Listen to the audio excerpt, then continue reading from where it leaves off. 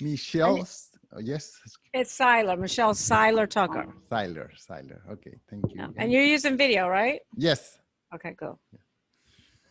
Michelle Seiler Tucker. You are the nation's leading margin and acquisition advisor. You have sold hundreds of businesses, and you currently own and operate several businesses of your own.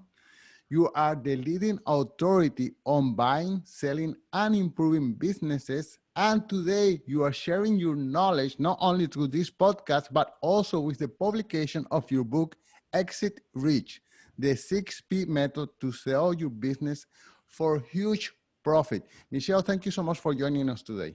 Thank you for having me, Alan. It's a pleasure to be here. So, Michelle, the first thing I had to tell you is as I'm reading your book, I am enraged because I am one of those sad statistics of people who sold their businesses and and I wasted a tremendous opportunity. Actually, to be honest, I let my business die because I was overworked, I was burned out, and I just closed it. And I just wish I had met you 10 years ago before I did that dumb decision. Anyway, so I like to ask you, how did you get into this business? So really, I've always been an entrepreneur. I've always owned small businesses. I used to do franchise sales, franchise consulting, franchise development. And my clients kept asking me, my buyers kept asking me, Michelle, do you have any existing businesses? Because they didn't want to buy a franchise. This franchise is not for everyone. And I said, no. But then I said to myself, well, why not? Why don't I? And that's how I kind of transitioned into mergers and acquisitions and started selling companies. And then I learned very quickly that what Steve Forbes says is true, is that 8 out of 10 businesses don't sell. And Steve Forbes actually endorsed Exit Rich, my book. So he's right. And so I started transitioning into fixing businesses and growing businesses in which to build them to sell so the sellers would have a sellable asset. So that's, really my core competencies are buying, selling, fixing, growing. I buy businesses and flip them. Plus I partner with business owners and help, I invest my money, time, energy, effort so that we can put them on a build to sell program. So that's what I do. I sell businesses, I merge businesses, I buy businesses and partner with business owners. Yes, but you were not always an entrepreneur. You started as a regular employee, and at a given moment, you decided to turn the corner. Can you tell us a little bit about your first job, and then how is it? What was the turning point that you said, "Screw this, I'm gonna go on my own"? Well, I've always done kind of both. I have always had businesses. I've not always been an employee. That's incorrect. I have always had small businesses. I've had wedding publications. I've had event businesses. I've had graphics companies. I've always had small businesses. But yes, I did also have jobs, that three-letter word. And I kind of got stuck in corporate America because Xerox recruited me. And I worked for Xerox for about 6 months, and my nickname became the closer because every time somebody couldn't close a deal, they would call me and they say, let Michelle do it. She closes it. She'll close anything. And then pretty quickly, within 6 months, my supervisor came to me and said, you really should interview for the regional management vice president position at Xerox. She says, you won't get it because Xerox requirement is you have to be here at least 2 years before they promote. And you're up against a lot of other people that have been here for years and years. I said, well, why would I interview for something I'm never going to get? And she said, because of the experience and everything that you will learn throughout this journey. And she was right. So I threw my name in the hat. It was a 3-month process of interviewing with high-level executives, doing Q&As, presentations, demonstrations. I ended up getting the position, even though I was told I would never get it. So I guess I truly am the closer. But I didn't like it because I went from sales. I'm a people person. I love solving problems. I love finding solutions. I went from selling, doing what I love, to conducting meeting after meeting after meeting. At Xerox, you have a meeting to schedule a meeting, to schedule a follow-up meeting, and then a follow-up to that follow-up meeting. So it's just so much red tape, so much bureaucracy. You can't really get anything done. And that's when I decided, let me see what else is out there. And that's when I started my franchise development, franchise sales, franchise consulting business.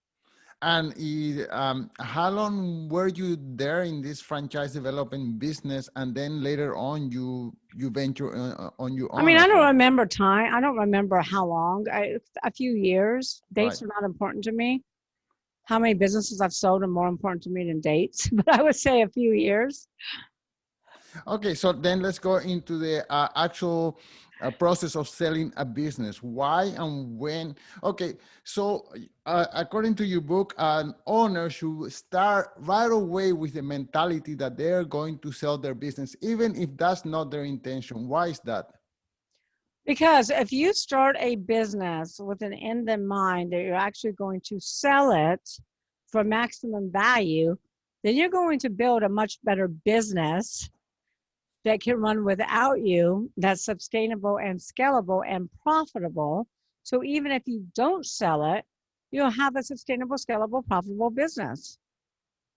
Okay, and you have a sad statistics. You say that 90% of business listed for sale do not sell. Why is that? Is it because they don't have their proper, I don't know, books and the way to present the business to a buyer? But anyways, 90% is a huge number. So Steve Forbes says 80%, and M&A Source and other associations say 90%. So you can pick which one you want to believe, but it's true. So 80 to 90% of businesses do not sell. And there's so many reasons for that. The biggest reason for that is that business owners don't think about selling. They don't think about, planning their exit until they have to. They don't think about selling until typically a catastrophic event has occurred, whether that's internal or external. Internal is health issues, partner disputes, divorce, death. External is COVID. And when you're trying to sell your business during a pandemic or during an internal catastrophic event, then that's the worst time to sell your business because your business is trending downward. And most business owners have unrealistic expectations of what they want to sell their business for. I have business owners that come to me all the time and say, "Hey, I want $10 million for my company." We do the evaluation and their cash flow is 100,000. Nobody's going to pay them that high of multiple for their business. So they have unrealistic expectations because their expectations are based upon what they need to enter the next phase of their life, to retire on or buy another business or do something. It's not based upon the value of the business. In addition to that, business owners haven't built a business that buyers really want to buy. They built a business that most business owners build a job, a glorified job in which they go to work at every day versus a business that actually works for them. And I'm here to tell you, buyers don't want to buy a job. And there are actually more buyers for good businesses than there are good businesses to buy. That's why so many businesses don't sell. But isn't that what most Subway franchise are? They are basically a job that a buyer is buying, no? Well, those are small businesses. Those are very small businesses, and Right. those are for first-time buyers. There's 5 different types of buyers. There's 7 types of different businesses that you can own. So you need to know what type of business you own. But I know several Subway owners that own 10, 15, 25 Subways. They don't have a job, they have a business. And then there might be that one little operator that owns one Subway. That's the one I know.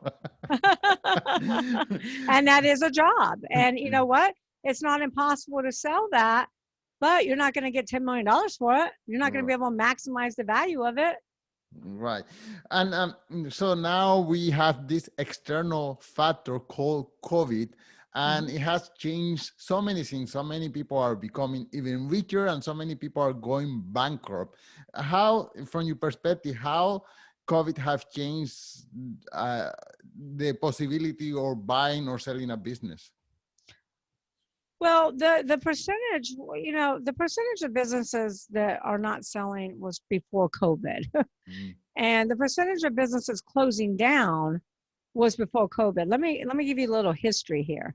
When I wrote my first book, Sell Your Business for More Than It's Worth in 2013, I did the research and learned that about 95% of all startups at 1 to 5 years is at great risk for going out of business. They will go out of business.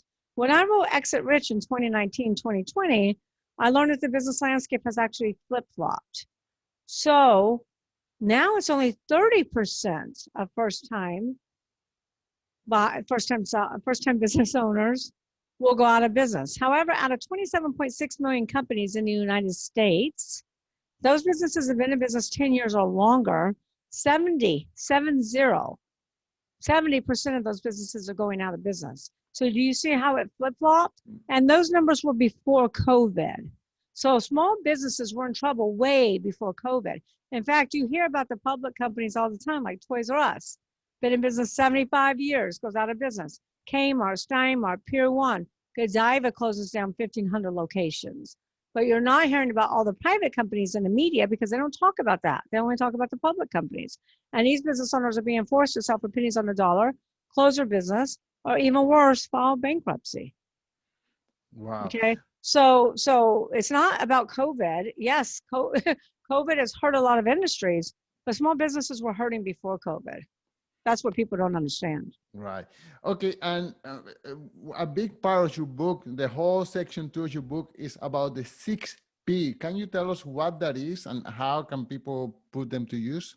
Sure. So the number one reason that businesses are not sellable, other than business owners not planning their exit, is that business owners haven't built a business that buyers want to buy, meaning that they don't have the proper infrastructure. So number one is people. Most business owners are tied to their business. They have a glorified job, not a business. When I pluck that owner out of the business, there is no business. I have a dentist that's been in business 45 years, wants to sell. One dentist, two dental hygienists. It's very difficult to sell that business because when a doctor leaves, the patients leave, right? I have a sweet little old lady that called me a few months ago and said her husband dropped dead of a heart attack, left her with a mountain of debt. She knows nothing about the finances, nothing about the business. She asked me if I could possibly help her sell it and pay off the debt. He has no employees, no people in his business. He only has subcontractors. It was a construction company. He had none of the 6Ps in place. So unfortunately, I could not sell her company. So the number one thing you need to do is build your people. You don't build a business. You don't build a business. You build people, and people build a business. So you have to get the right people in the right spots, the right positions, and you have to ask the who question. Who opens the door? Who deals with customer service? Who deals with marketing? Who deals with legal, accounting, manufacturing, transportation, logistics, environmental? The list goes on and on. But here's the clue, Alan. You should never be next to the who. You have to build a business that can run without you. And I will tell you, the largest percentage of businesses are 1,000% dependent upon that owner. That was my failure. I used to have a dance school, and like I said, it grew. And then one day I told my partner, I'm burned out. I cannot work anymore. But my dance partner and I, we were the business. So once we were retiring, that was it. That was it. It was because you really didn't have a business. You had a job. Right, exactly. You had a glorified job. And you know what? You got burned out. And that is the number one reason that business owners want to sell, is because they get burned out. But the problem is that when you wait till you're burned out, you just can't do it anymore. Right. And the business is doing terrible at that point because you don't have the energy. You don't have the passion that you once had. Yes, but if I would have read your book 11 years ago, 1 year before closing, I would have created processes and hired the right people in order for me to be able to sell that business. So that leads me to the question, how can a person prepare to sell a business? Let's say I would have read your book 11 years ago before closing. What are the processes and that I would have put in place in order to sell that business? Well, that's what we're talking about right now with the 6Ps, okay? Right. So the first P is people, right? So you have the right people in the right position. You have to ask the who question. The clue is you should never be next to the who. The problem with your business is it was you and your partner and that was it, okay? That's a problem with most businesses. The number 2P is product. You got to ask yourself, is your product on the way up or on the way out? Is your product thriving or dying? Are you in an industry that's going to be replaced? And right now, there are a lot of industries dying, like hospitality, because of COVID.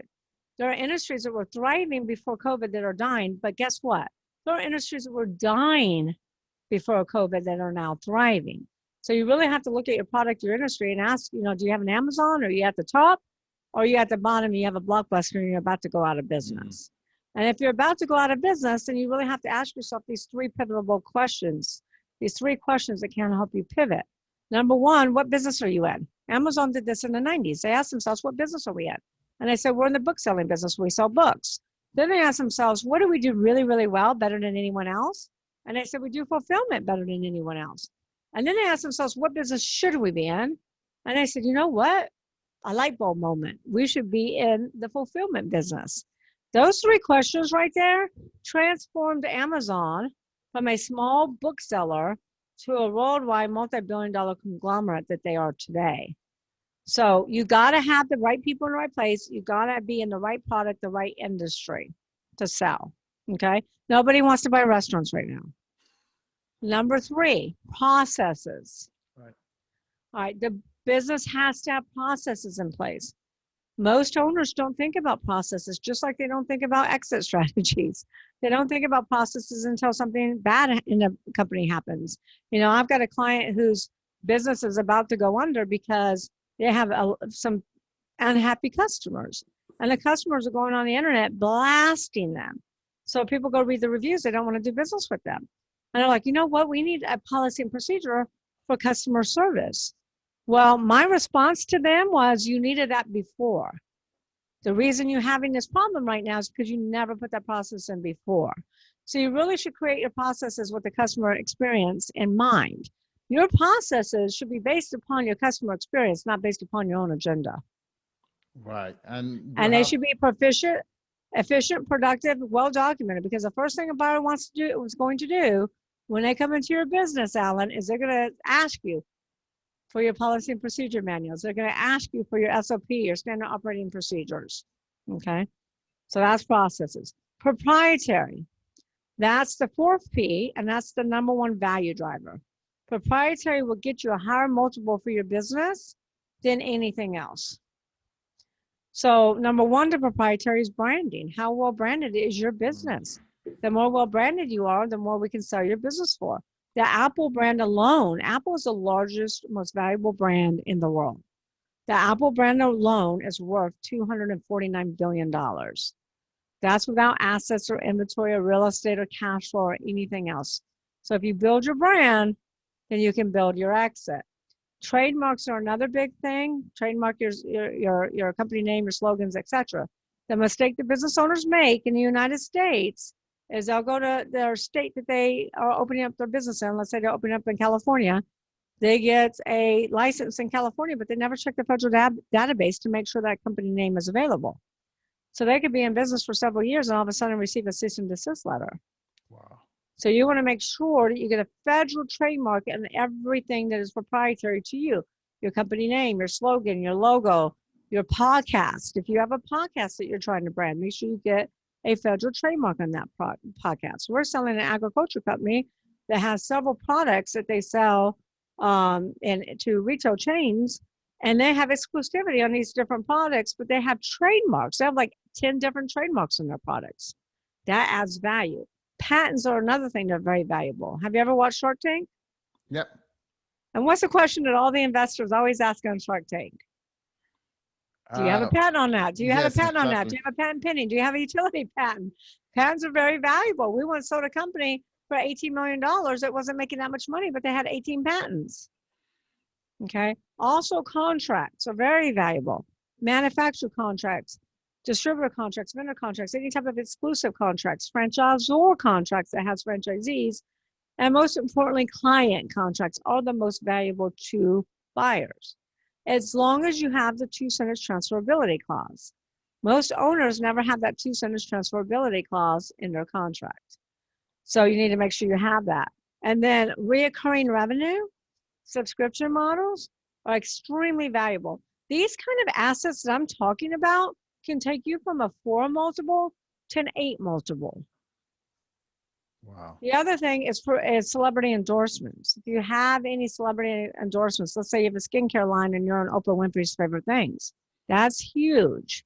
Also for my e-commerce clients, any top 3 positions on Wayfair, Etsy, Amazon. Those are all premium spots that competitor buyers and strategic buyers will pay top dollar for. Also, radio personality endorsements is huge because a radio personality can only endorse one diet company at a time. They can only endorse one skincare at a time. These are proprietary assets that most people don't think about. Databases. Facebook paid $19 billion for WhatsApp, and WhatsApp was making zero. WhatsApp was hemorrhaging money like crazy, but WhatsApp had 1 billion users. So Facebook knew they could monetize that. They knew they could ROI that. Amazing. Amazing. Okay. And then, and then the fifth P is patrons. You want to make sure you have a diversified client base. You want customer diversification, not customer concentration. Most businesses follow the 80-20 rule, where 80% of their revenues comes from 20% of their clients. We were once selling an advertising marketing company. They only had 5 clients, Alan, 5. But their 5 clients were the biggest casinos in the US. But guess what? They lost 2 out of the 5 while we were trying to sell them. And the revenues dropped in half. So the last P, the most important P to all entrepreneurs, is profits. We're all in business to make money. The reason I put profits last is because profits is never ever the problem. It's the symptom of not operating on one of the other 5 Ps. So clients come to me and say, Michelle, I have a profit problem. I'm like, no, you have a people problem, or no, you have a process issue. So profits are never the problem. It's the symptom. Well, let me tell my listeners that if any one of them have a small business, a big business, whatever business, this is a must read, because I made a mistake of letting my business die because I didn't know the processes to make my business sellable. And I read each one of the pages of your book. I just getting upset at myself for not reading it before. So I just implore any of my listeners who have any kind of business just to give it a try. Michelle, can you tell us one more time the title of the book and where can people find it? Absolutely. And I'll tell you one other thing about my book real quick. Sharon Lecter is my co-author, who wrote Rich Dad Poor Dad with Robert Kiyosaki. Everybody knows of Rich Dad Poor Dad. She's a New York Times best-selling author 5 times. And she is a CPA, financial literacy expert, and the advisor to many different presidents, including President Obama. So she writes the Mentor's Corner after each one of my chapters. But all your listeners can go buy my book right now. We're in the middle of pre-sale. They can buy the book at exitrichbook.com, exitrichbook.com.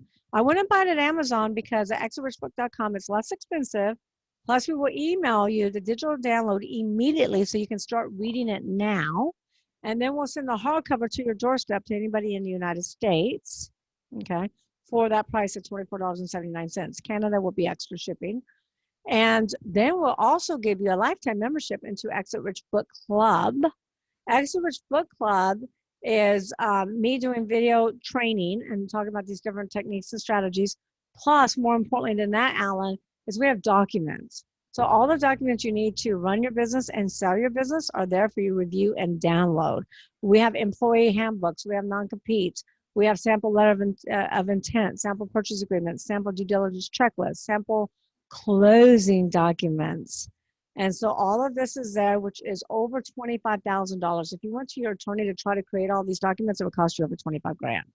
Plus, we're also giving everyone who buys the book in pre-sale 30-day free membership into Club CEOs. Club CEOs is an entrepreneurial group that I started where we do hot seats, Q&As, and we really help entrepreneurs survive, thrive, so they too can exit rich. Well, you know, I built this podcast as a passion business, but now by reading your book, I'm just, even though it's a passion business that I don't intend to sell, I'm just going to build this business as sellable as possible. Thank you so much for your time. Passion is a 7 P. Can I also tell your listeners to please text Michelle to 888-526-5750, 888-526-5750. All of my social media will pop up. I encourage everyone to follow me. Plus, they can also see all my websites. exitrich.com will pop up, so will SeilerTucker.com. Good luck with the sale of the book, and until next time, Michelle. Thank you, Alan. It's been a pleasure being with you.